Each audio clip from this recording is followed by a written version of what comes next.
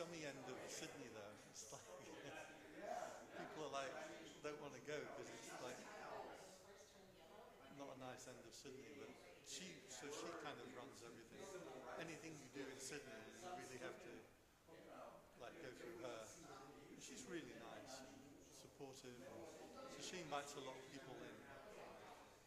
If they would just build like a proper Dharma center in Bangkok, like this place, but even nicer with a garden that was just devoted to mini retreats and it would be so, it's so needed. Could do We used to have that World Dharma whatever, World Fellowship of Buddhists. but like I went once and it was like No, nothing they happened. lock the doors. They don't want people in. Yeah, And now they haven't done anything for about 5 years. yeah. Nothing.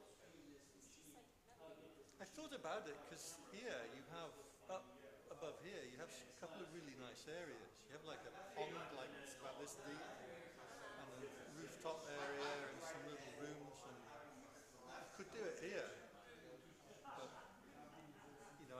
I think it's getting over 50. You kind of lose your ambition. Can you test the mic? So it was many a year ago in a kingdom by the sea. A maiden there lived whom you may know by the name of Annabel Lee.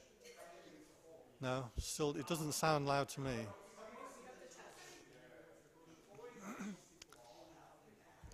She knows you, but you know prayer.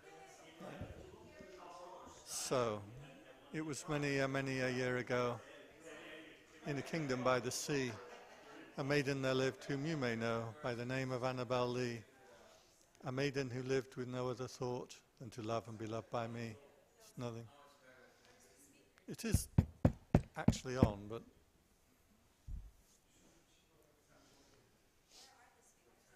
I think they're up here in the roof.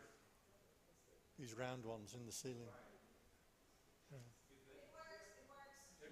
So, don't know what's working. It's working in the camera, Okay. like the live stream, but not in the room. Yeah, it works in the live stream, but not in the room. You can't hear it in here.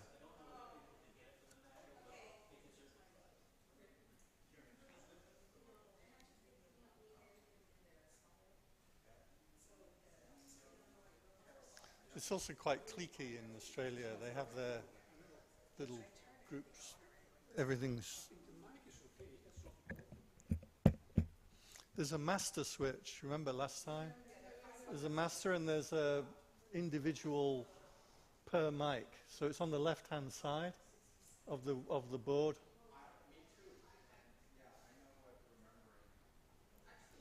So it was many a year ago in a kingdom by the sea.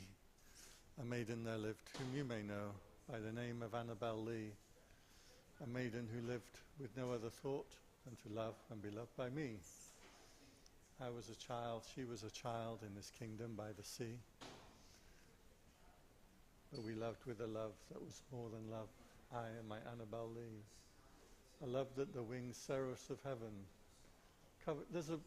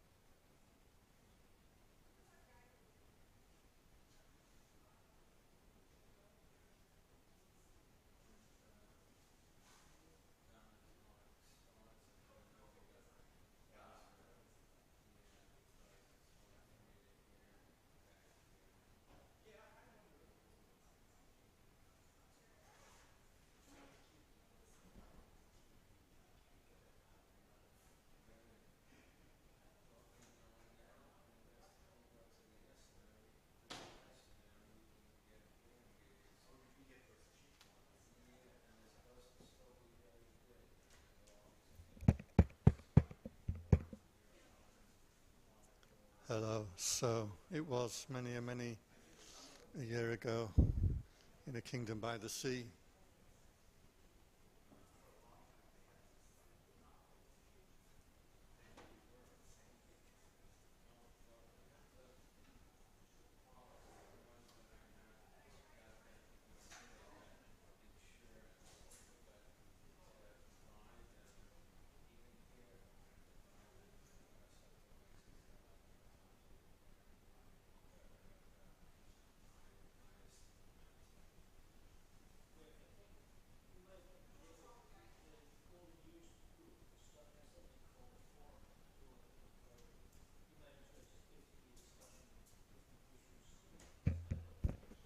Hello. This doesn't work, right?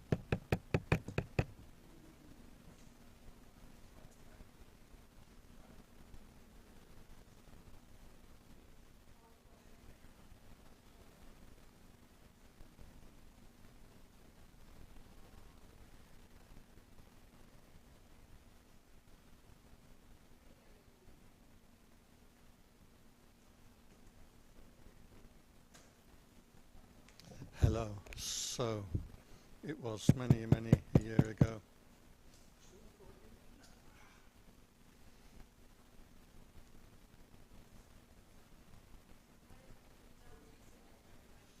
That's what we'll have to do.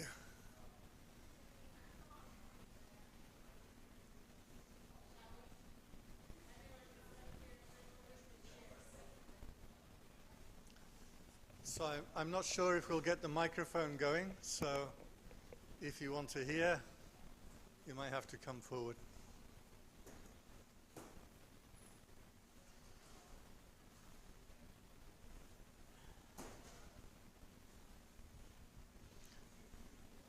Come closer because the microphone's doesn't seem to be working.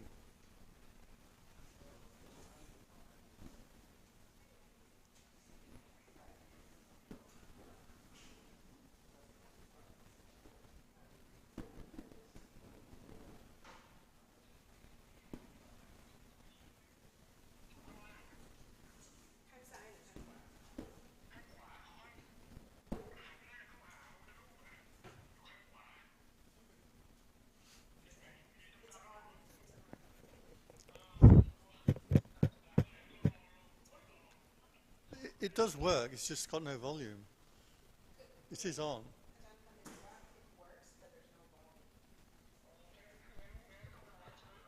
Which I am, yeah. While we're trying to get the microphone working, is anyone here completely new to meditation?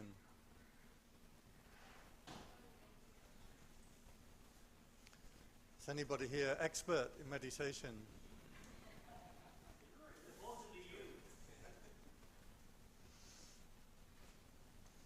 Okay, good. So we have some issues trying to get the microphone going. There's about 16 different layers of amplifiers and things in there, and I've never met anybody yet who's actually figured it all out. So we have to do the best we can. But you can hear me okay, right? Okay, so I just speak up a bit.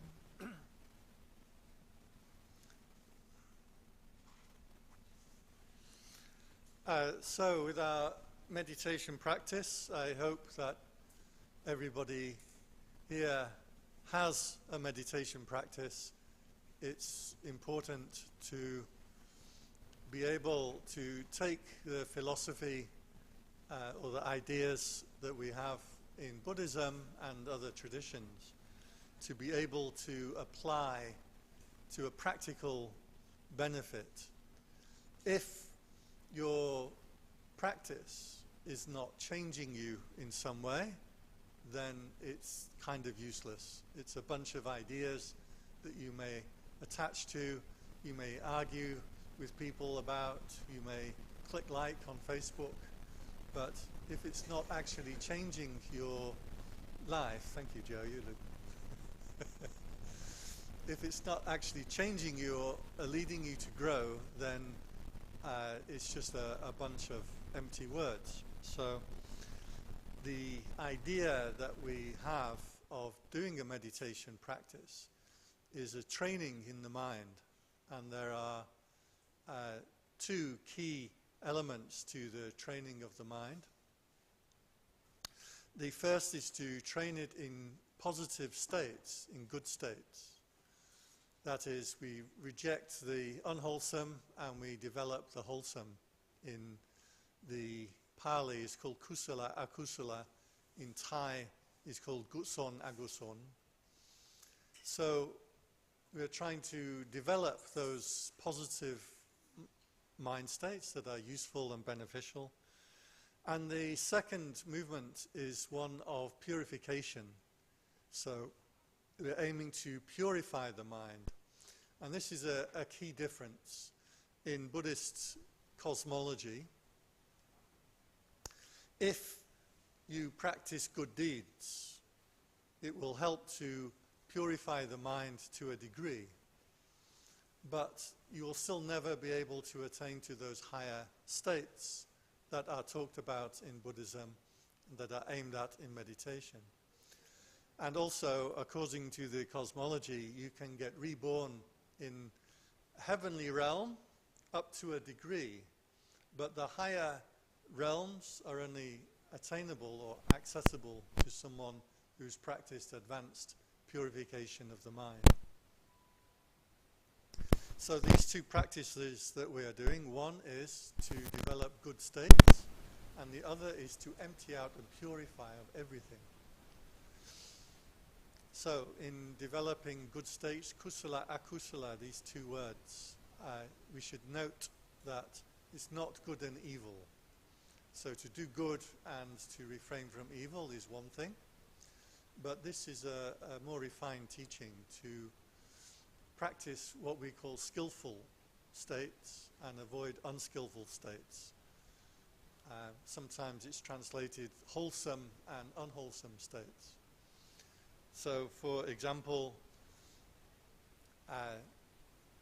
killing, stealing, maiming, breaking precepts, this is wrongful states. This is called papa, or in Thai it's called ba. But unskillful states are other things. A very good example, watching TV. It's not something that's bad or wrong or morally reprehensible. well, depends what you're watching. Big Brother or something, maybe you want to think again. But it's not morally wrong. However, it's not skillful. So this word skillful, kusala, akusala, means what is beneficial for you and what is not beneficial for you. So when we're practicing our meditation, we should note that there are these two different things. One is to develop these beautiful mind states, like metta, loving kindness, like karuna, sympathetic compassion, mudita, sympathetic joy. Mindfulness, being mindful of what you are doing is also a beautiful mind state to have. According to Abhidhamma, if you have mindfulness, you are always in a positive mind state, which is interesting. That means that if you are being mindful, you cannot be in a negative or an unwholesome mind state. So it raises the philosophical question, can you mindfully rob a bank? Technically in Buddhism, if you're being mindful while you're doing it, it's not an unwholesome mind state. So I've asked a number of Abhidhamma teachers this, and they say, well, if you're mindful, you wouldn't rob the bank. I'm like, okay. Which is like that Zen story of the two people, and they're smoking a cigarette, and they have this discussion on whether they can be mindful when they're smoking the cigarette or not. And they each go and ask the teacher. And they come back, and then one of them said, well, the teacher said it's fine. And the other one said, but I asked the teacher, he said it was no good. It turned out one of them had asked, is it okay to be mindful while I'm smoking? And the answer was yes. And the other one asked, is it okay to be smoking while I practice mindfulness? And he said, no way. So, the question is, can you bring mindfulness to unwholesome actions? Well, philosophically, we can get into the question, but it is our job to be practicing wholesome mind states. So with meditation, certainly my focus when the meditation that I do is very much one of purification, of aiming at and developing those higher purified mind states. However, there are times when your mind is in an unwholesome state and you need to cast out the unwholesomeness and try to bring in a wholesome mind state. So, for example, if your mind is very agitated, is to bring in a state of peacefulness or calm. You can do this with a mantra, you can do this with visualization. You can use a physical meditation object. If you are angry and your mind is revolving in angry stuff, then you need to find a way to replace that anger with something more wholesome. I have many examples. If you want, I can give you. But so this replacing or displacing of unwholesome mind states to bring in wholesome mind states, that is one part of meditation.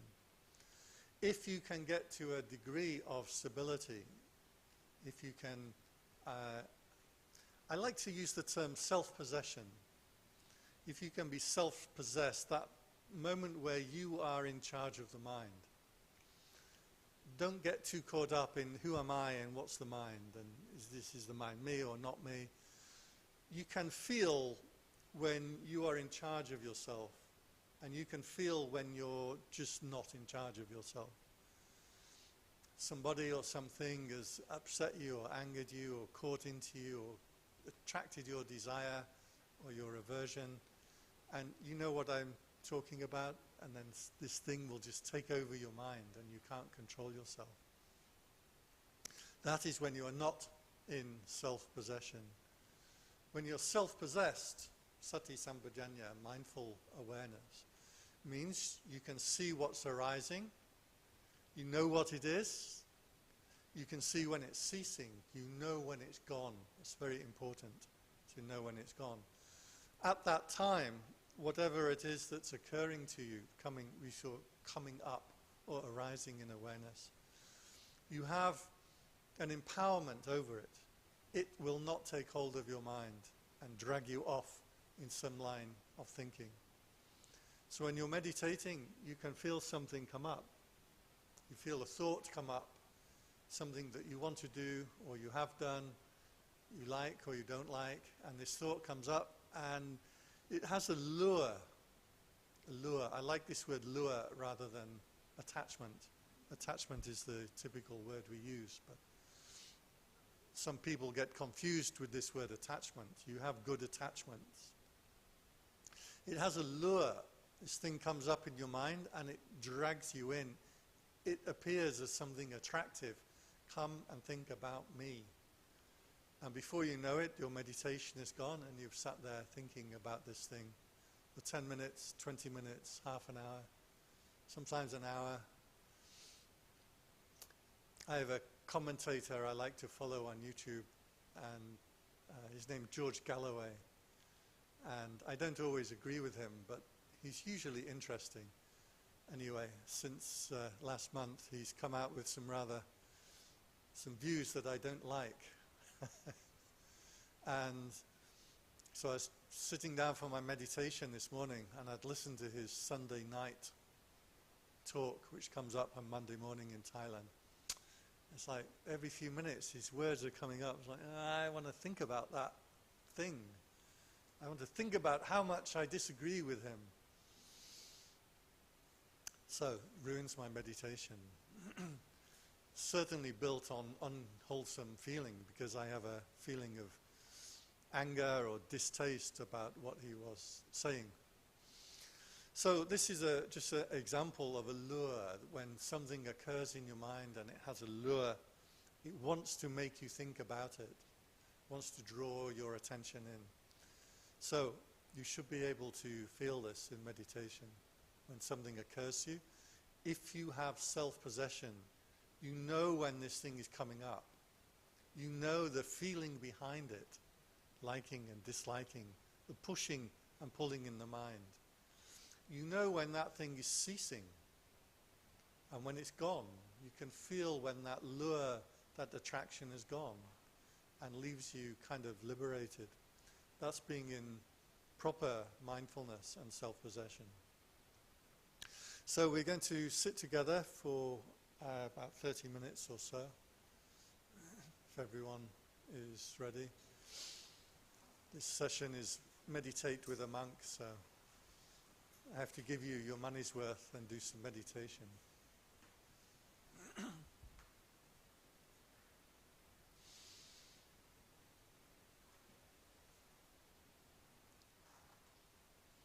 So make a determination as we start that this is the time for meditation. This is not the time to be thinking about this and that, planning things, worrying about things.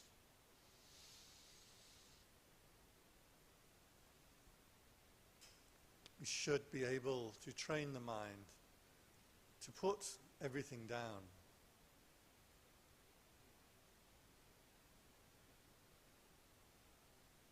If you can put everything down, the mind can easily move into purification.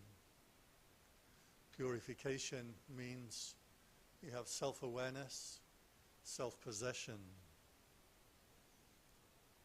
but without the mind being scattered here and there, without the mind wandering off from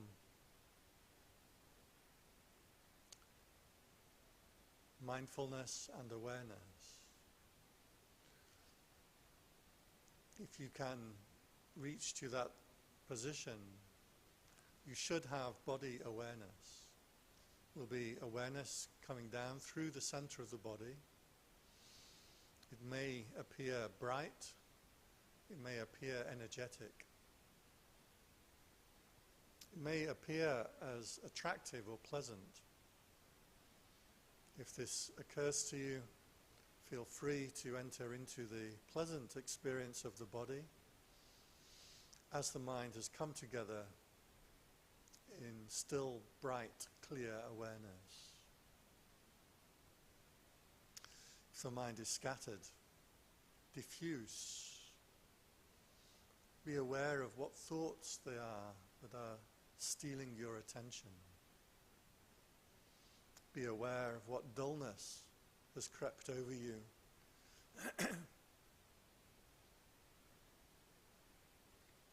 Be aware of what doubting has come into your mind.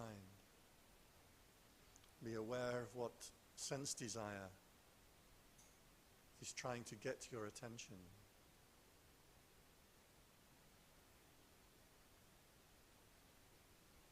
All these things will hinder the mind from bright, clear meditation.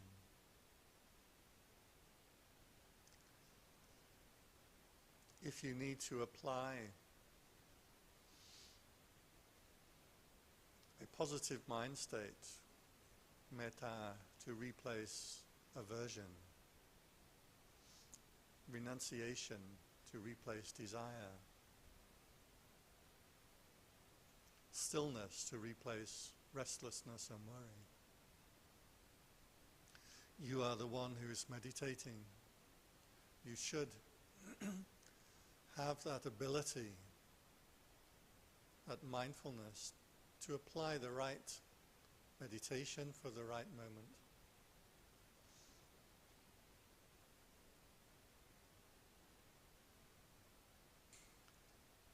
So do settle yourself into your meditation object, whatever object or system of meditation you like to practice.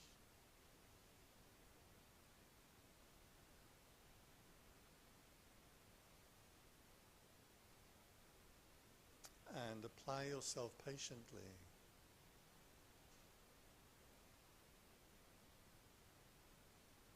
This is a beautiful practice, a lifelong practice. Patience precedes all the good mind states.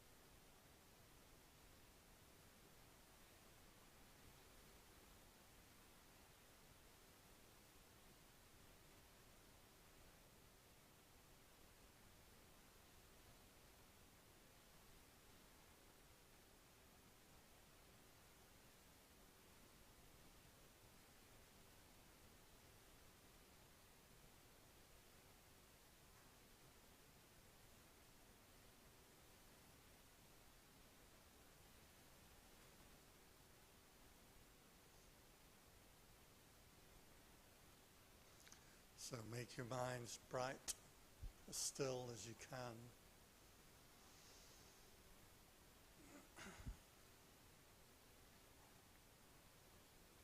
Remember to take joy,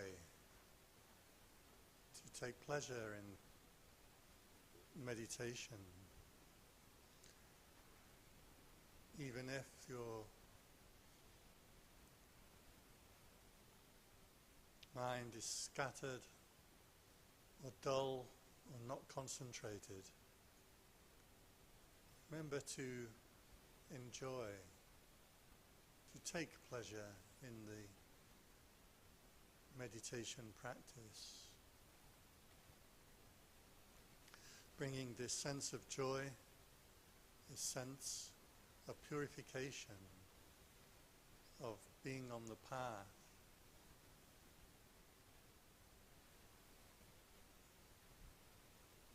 You call into mind that beautiful compassion for all world beings.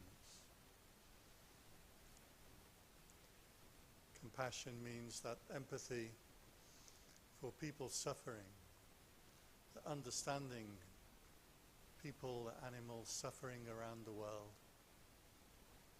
in different states, in different reasons, different conditions. We arouse this karuna, this compassion,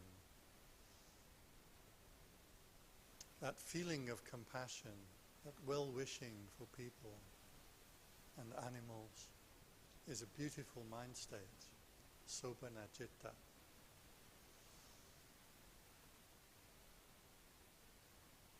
Using any kind of visualization or thought or mantra that you like to use. Bring this compassion, karuna, into the mind. Focus on it. Try to find it, feel it, feed it, and take joy in it.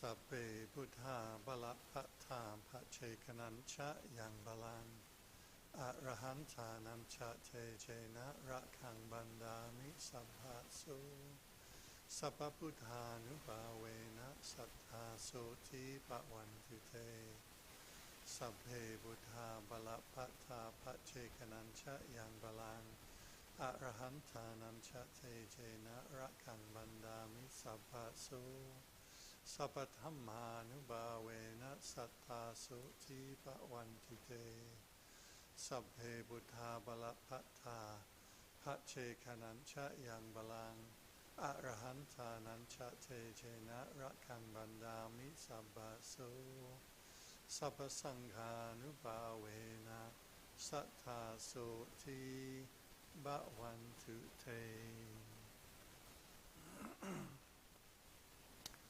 So relax your posture.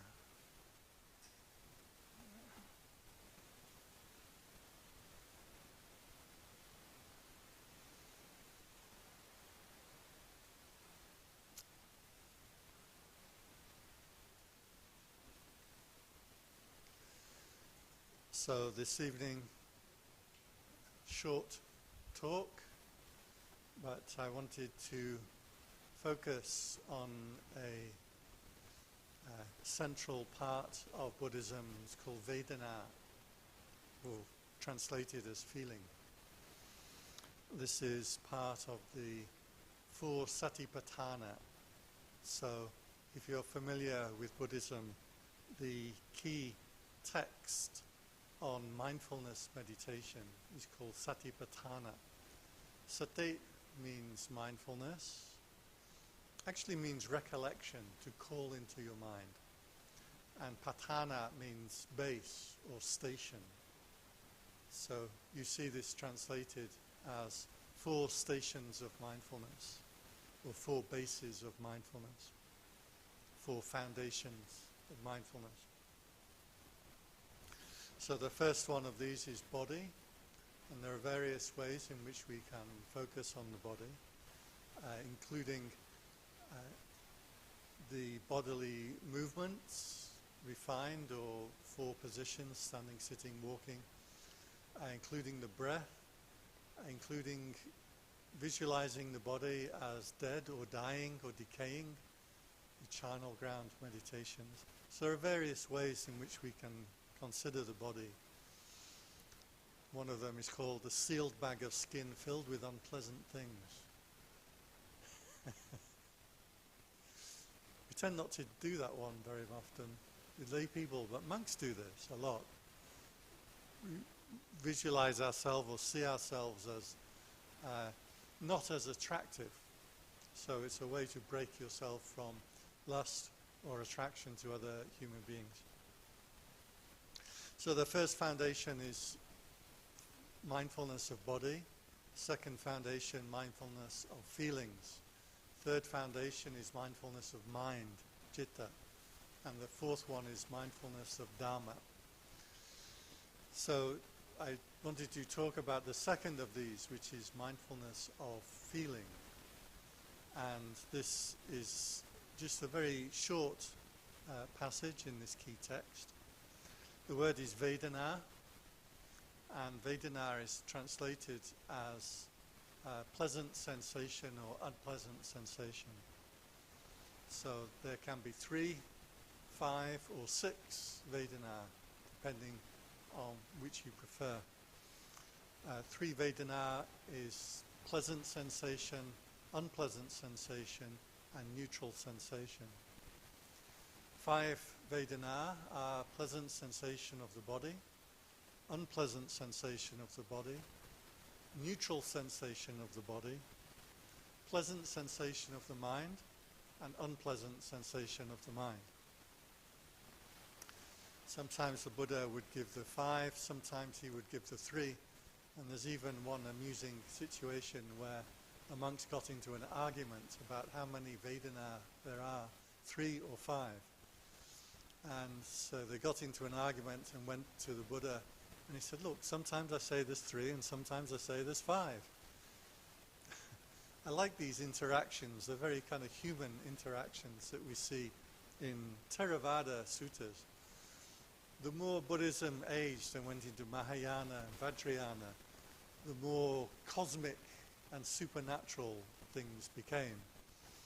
So suttas in some of the Vajrayana texts, much later texts, is the opening stanza. The Buddha would sit and radiate rays out of his mind, each ray of which would enlighten 100,000 million beings, and each of those beings then enlightened 100,000 more beings in 100,000 universes, and each of those universes, and so on and so forth. In the Theravada suttas, it's, the Buddha was at this place, and this is what he said. So things can get more and more cosmic as it aged. So these, I like this sutta. The Buddha, the monks are arguing: are there 3 kinds of feeling or 5 kinds? It just depends on how you want to categorize it. The important thing with all of Buddhist teachings is these are to be used. They're not philosophies that you hang on to. We're not trying to describe the actual exact state of the universe. We're trying to model the universe. Is an important word in science, right? You model something. And the model is a way in which you can come to terms with or relate to something. For example, I like that old joke. There are 2 kinds of people in this world. Those who can extrapolate from incomplete data,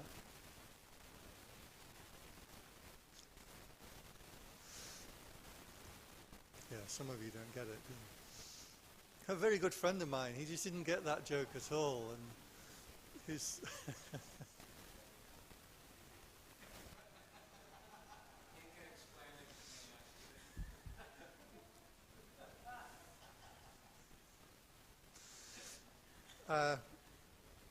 well, a similar joke is there are two kinds of people in this world, and you should avoid both of them. There's, and then there's three kinds of people in this world: those who are good at maths and those who aren't.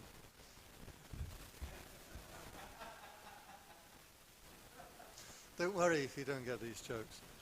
But this is what we do. We compartmentalize people, so they're a male and they're a female, for example, and then we can decide how many toilets to build in a mall or something like that. Or economists say there are three kinds of people: students, there are working, and there are retired. So when we try to model the world and the universe around us in a way to have a benefit, it doesn't mean there actually are two kinds of people or three kinds of people. It's just a model. So the same with all of these Buddhist teachings. These are just models for us to use. If you don't put it to use, then it's useless. If we know how to put it to use, then we don't need to argue about details. The point of this teaching on Vedana, on feeling, is for us to start to generate mindfulness of this sensation of pleasant and unpleasant as it arises. Now, in technical Buddhism, for some of you who know these things, this word Vedana is always translated as pleasant sensation, unpleasant sensation, neutral sensation. Maybe of the mind, maybe of the body.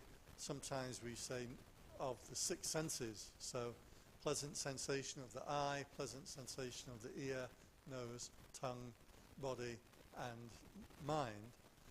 And then unpleasant sensation of those six, neutral sensation of those six, and then you end up with 18 kinds of Vedana. The point is that you get to be mindful of this sensation, reactions to things in the world as they arise. So I always use the translation of liking and disliking. If you're a Buddhist scholar, as some of us know our friend George, he will attack me for using the word liking and disliking, and most translators say sensation. The difference is, if there is a thing,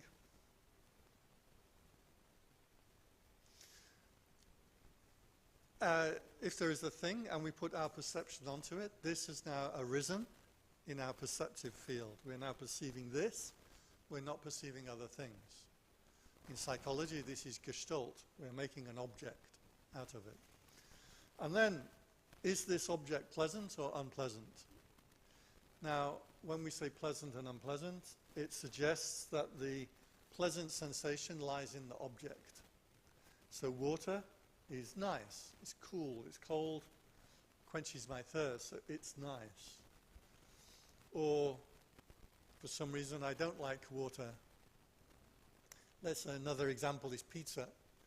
You may like pizza, or you may think that the pizza is pleasant, or you may think that it is unpleasant.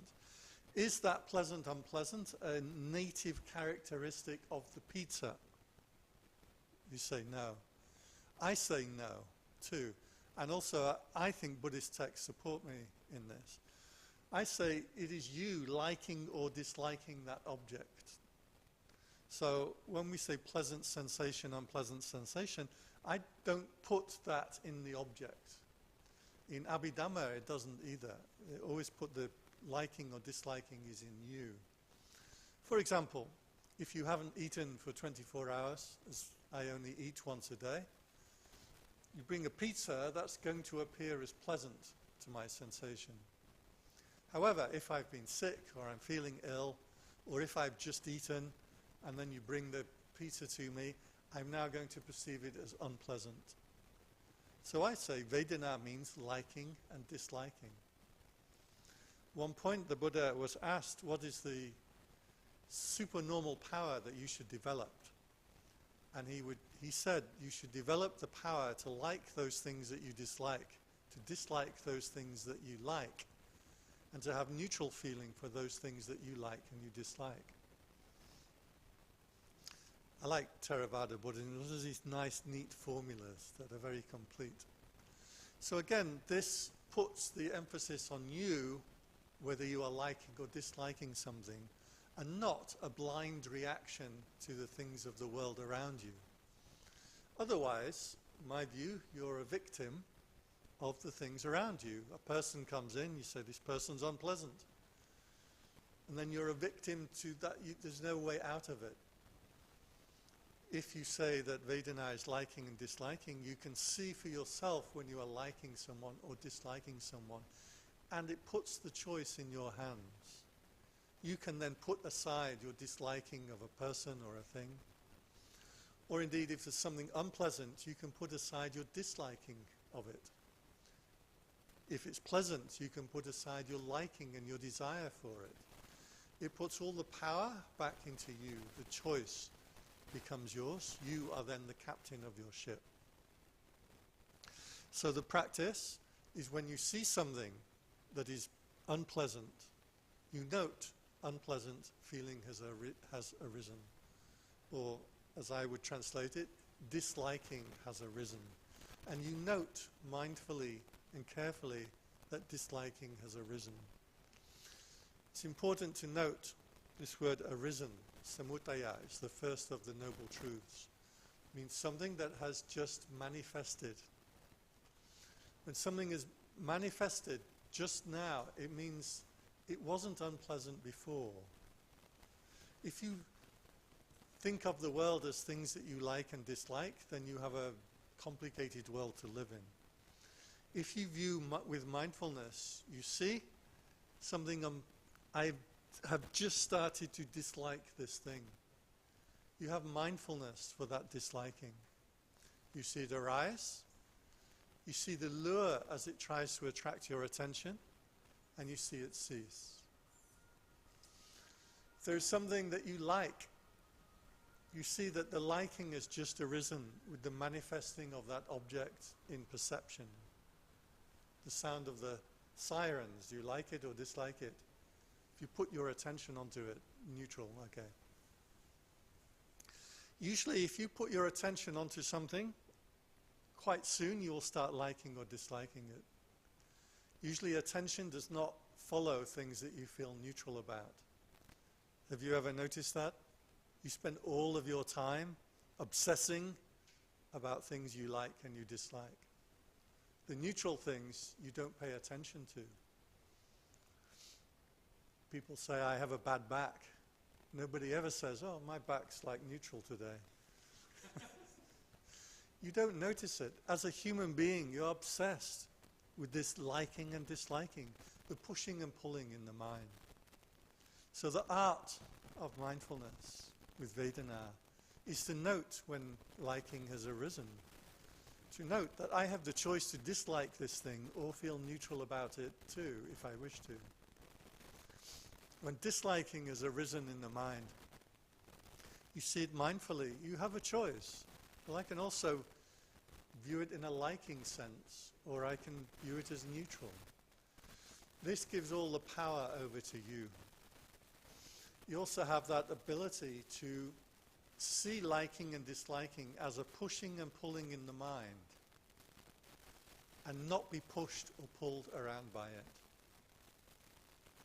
This will give you a tremendous sense of empowerment. It gives you a sense of self-possession, because you're no longer being pushed and pulled. You're no longer reacting to the things in the world. You have self-possession, you have mindfulness. And this is a really beautiful empowerment. I really like this word, empowerment. I can give an example. A few years ago, I was talking to somebody in Thailand, and he's a big shot in the political scene. And he's a very pleasant person to talk to. I like him a lot. I'd bump into him from time to time.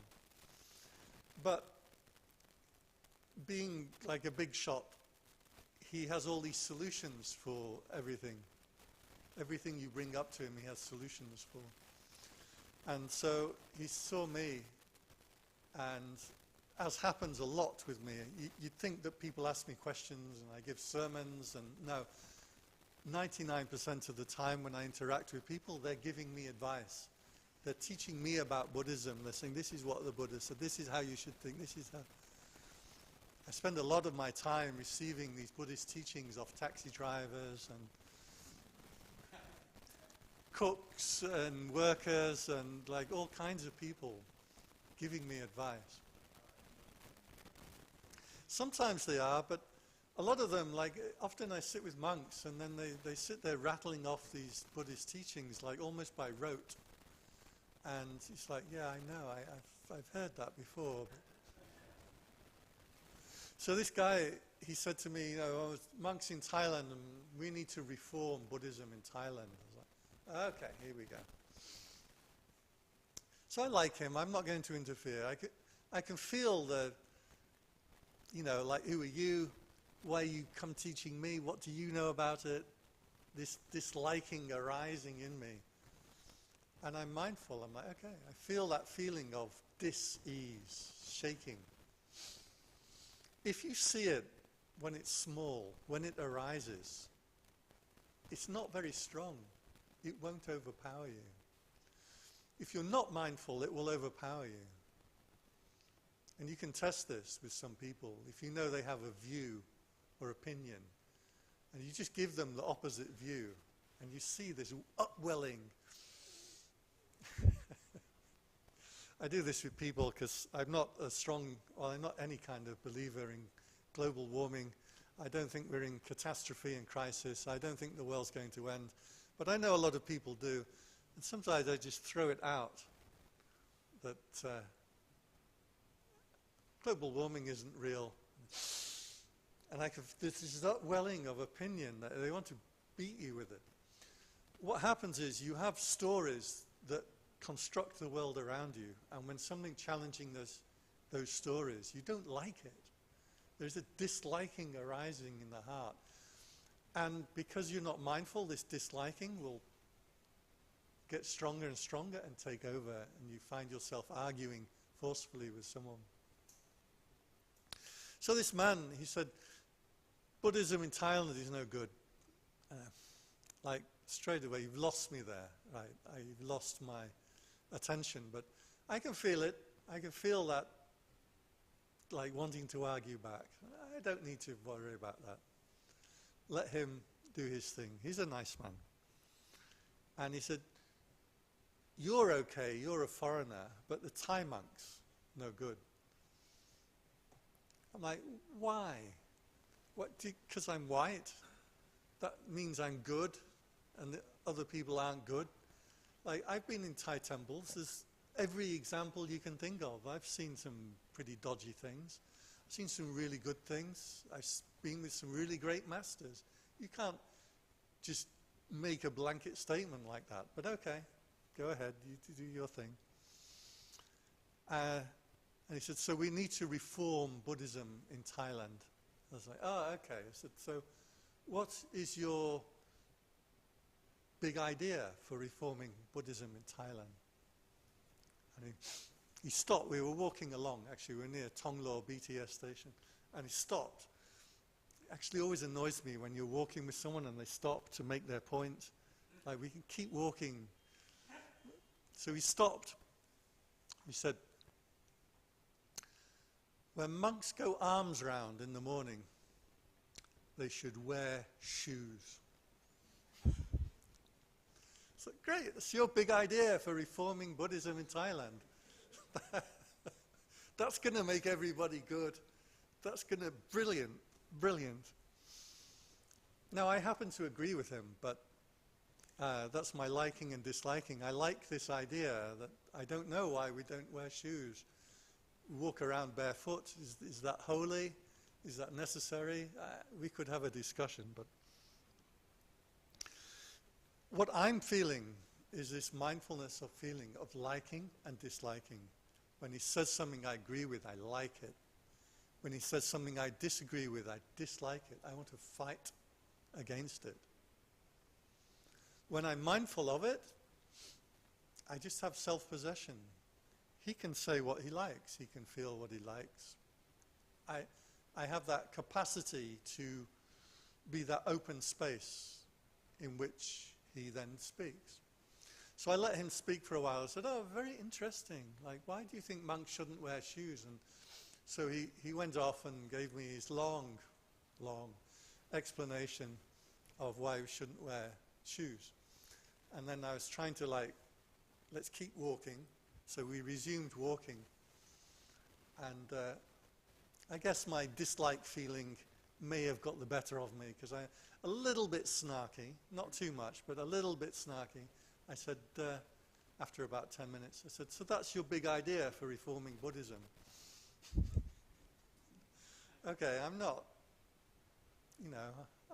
it wasn't too bad, right? I think that showed some self-possession and mindfulness. And he said, well, no, that's not my only idea, but I have other ideas. And then we walked on. I didn't ask him what those other ideas were. Probably we have to wear hats or something, I don't know. So that practice of being aware, being mindful of Vedana, the second of the four Satipatthana, four foundations of mindfulness. You are aware when you are liking something. And you are aware in its beginning stages, it won't overpower you. It won't cloud your mind. It won't interfere with your interactions with other people. You are aware when you dislike something. And you catch it when it's small. It's not that bad. And when I came to Thailand, I was vegetarian.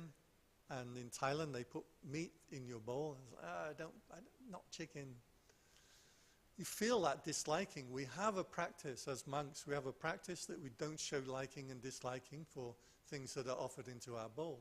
It's a really good practice because it teaches you to see yourself, this pushing and pulling in the mind that disturbs your peace. It disturbs your equilibrium.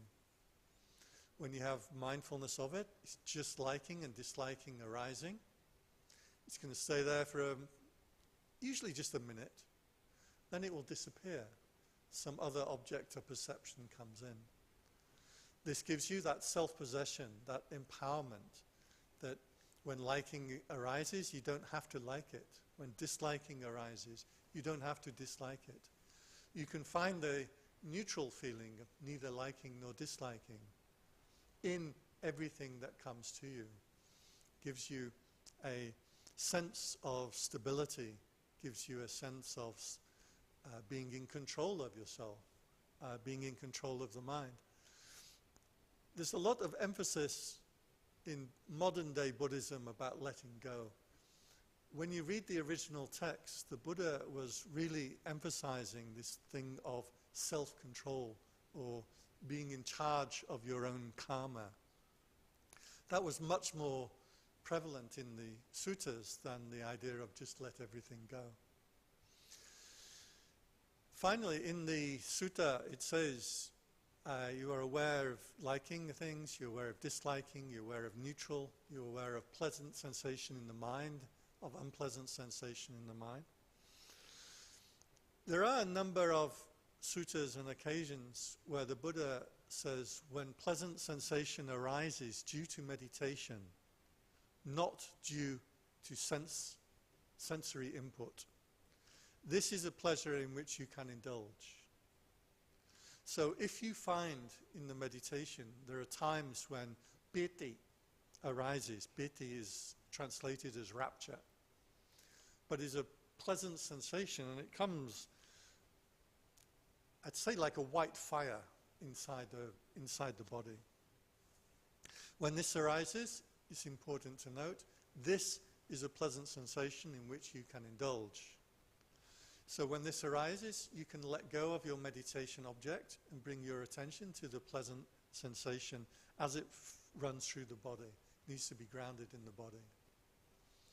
This is quite important because if you want to attain to the higher states of meditation, you have to purify and purify over and over, more and more and more refined. When you do this with the rapturous feeling, the mind will easily concentrate because it wants to. The mind wants to go there. If you feel sometimes that meditation is a challenge, that you're trying to focus on the breath and your mind goes away and you try to bring it back and there's a struggle, when that moment of brightness starts to arise, it's important to note it and to recognize it. And you can move into that. That will guide you in the further purification. Because as the mind starts to pick up things that it likes and dislikes, you will feel it, the piti, the rapture, dissipating. So it's a very good guide, and please note this, because many meditation teachers in the world today will tell you that's just piti, just rapture. Put it aside and come back to your breath. I'm telling you that's the incorrect teaching. You need to then go follow into the piti, into the rapture.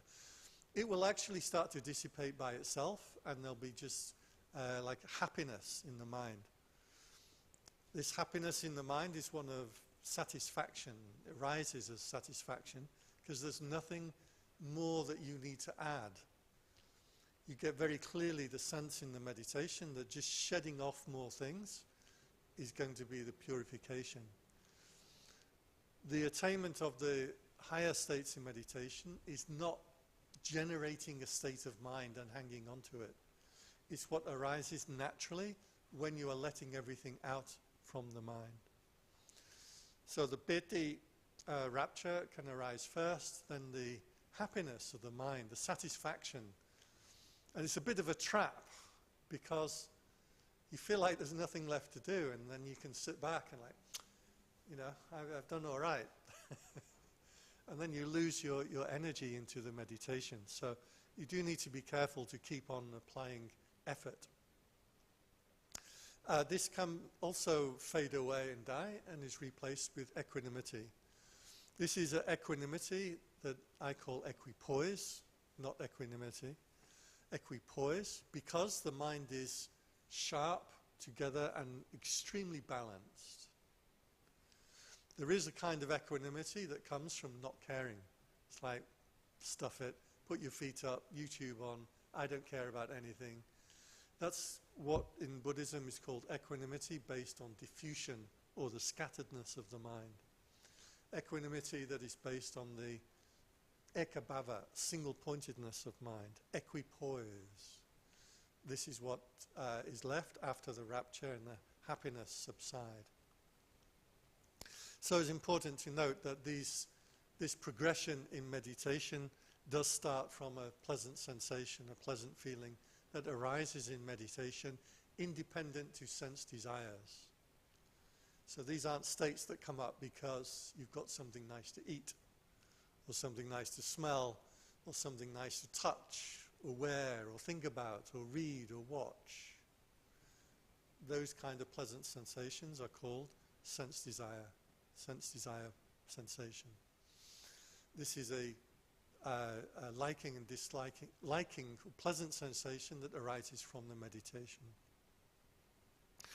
Finally, in the sutta it says, you are aware of liking when it arises, aware of disliking when it arises, aware of neutral when it arises. And the final stanza says, or else he is aware to the degree necessary simply to know there is liking and disliking. And he dwells without attachment or aversion to anything in the world. So that's important to note. Our practice is one of noticing this pushing and pulling of the mind, but also notice when you dwell without any kind of attachment to anything in the world. This is where the beautiful mind states arise. And by the way, every time you ever hear a talk on the Satipatthana, 4 foundations of mindfulness, and they talk about each of the 4, but including the liking, disliking, they never mention this final verse of the sutta. I'll say it again. dwells simply with the awareness necessary to know there is liking and disliking. And so he abides without attachment or aversion to anything in the world. So that is the foundations of mindfulness based on Vedana, liking and disliking. Or if you are talking to a Buddhist scholar, pleasant sensation or unpleasant sensation. We just have a few minutes if there's any question, or we can wrap up for the night. Sure. At the outset, Joe made a joke that led to a serious question in my mind. To be a monk, do you have to be a master of meditation? Monks are usually monks because we like the lifestyle, not because you're a meditation master. In fact, very often it's the opposite. It's because we want, it's an aspiration, not an attainment. Those people who have high meditation attainments, they usually don't need it. My own Upajjhaya was very well known for his psychic powers and his attainments. I was never able to say that because he was still alive, but now he's passed away, we can say that. And he was a tremendous inspiration and workhorse, and in every way a really respectable person. But his teacher worked in a garage. So, yeah, this was a teacher. They would draw, I don't know if you've seen it, they draw it's called leklai. They draw this metal from the sun. It's an alloy. Some people know about it. It's a little bit dodgy because it's very real, but then people make fake ones and sell them for millions of baht and things like this. So we tend to stay away from it. But the person that was teaching him how to do this was actually somebody who worked in a garage. I think he owned the garage, like a small garage. But so no, you don't have to be a monk at all. Don't count yourself out. I've seen this quite a lot, that people assume that these attainments are something that only monks or full-time people have, and that's not true. And don't assume that it's beyond your capacity, for the reason that it's not an attainment that you make of a quality. So, for example, if you are learning the cello, and you are an adult who is learning the cello, you're probably never going to be a very good cellist. You'll never be a concert pianist, concert-level cellist, because you have to learn when you are young. So, learning the cello is a skill that you can acquire. But these states of meditations are not skills that you acquire. They are what naturally arise when you get out of the way. That means you have the capacity to do it, to see it and know it. It's really important. People assume that, well, if I can just watch my breath hard enough, long enough, with enough concentration, I'll develop the skill to do that. Well, you may develop a skill, but that's an application of the mind. These states of purification are what arise when you stop moving the mind, when you stop trying to do things. Now, it is still a skill to be able to get yourself into that position. But I want to make clear that this is innate to your nature. So you don't have to learn Pali recitations or take on special precepts or shave your head. I mean, these are useful tools. Everything is there to be used, useful tools, but they're not the thing that we are aiming at. So this is in your capacity. Yeah. There's there was some Sri Lankan people, this was years ago, and they were making offerings to monks. They were asked, this was before I was a monk, but someone asked them, why are you doing it? They said, we make these offerings so that we will be reborn in the time of Maitreya Buddha. So we'll have the chance to listen to Maitreya Buddha and get enlightened. In the meantime, we just make merit. And you're like, that's not what that's not what the teaching said.